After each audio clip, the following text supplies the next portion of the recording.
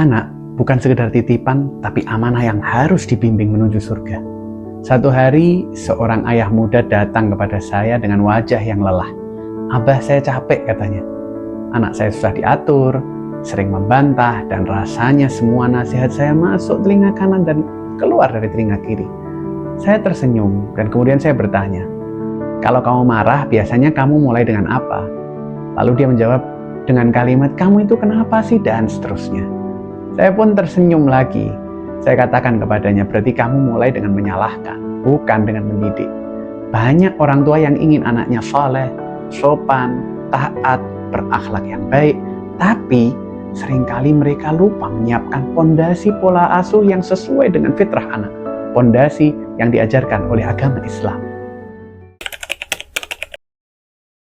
Dalam Al-Quran, kata tarbiyah berasal dari akar kata rob, yang artinya menumbuhkan, mengasuh, dan memperhatikan hingga tumbuh sempurna. Artinya, mendidik anak bukan sekedar memberi aturan, tapi menumbuhkan jiwanya dengan kasih sayang, doa, dan keteladanan. Rasulullah Shallallahu Alaihi Wasallam bukan hanya seorang nabi, tapi juga seorang pendidik sejati. Beliau tidak pernah memukul anak-anak, tidak pernah membentak, dan selalu menatap dengan penuh cinta. Senyum beliau adalah pelajaran, sabar beliau adalah pendidikan, doa beliau adalah pelindung bagi generasi. Tujuan utama pendidikan dalam Islam bukan hanya agar anak berhasil di dunia, tapi selamat di akhirat. Allah Subhanahu wa Ta'ala berfirman, "Wahai orang-orang yang beriman, peliharalah dirimu dan keluargamu dari api neraka." Ayat ini mengajarkan bahwa tanggung jawab terbesar orang tua bukan hanya memberi makan dan pendidikan formal, tapi menjaga hati dan akhlak bagaimana anak tersebut tetap di jalan Allah Subhanahu wa Ta'ala. Seorang ayah adalah pemimpin, pembimbing, dan penentu arah keluarga.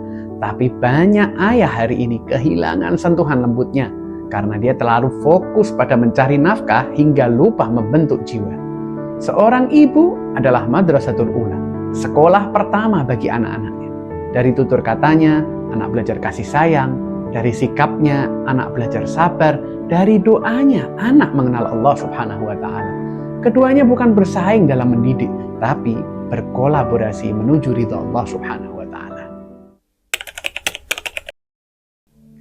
Yang pertama, terlalu sibuk, tapi merasa sudah cukup hadir.